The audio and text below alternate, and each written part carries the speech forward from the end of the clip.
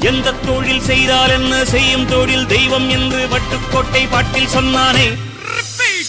சக்தி எல்லாம் ஒன்று சேர்ந்தாலே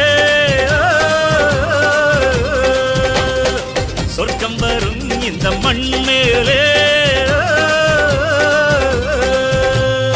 దేవుడా దేవుడా ఏడుమల దేవుడా చూడుడా చూడుడా ఎంగ పక్కం చూడుడా.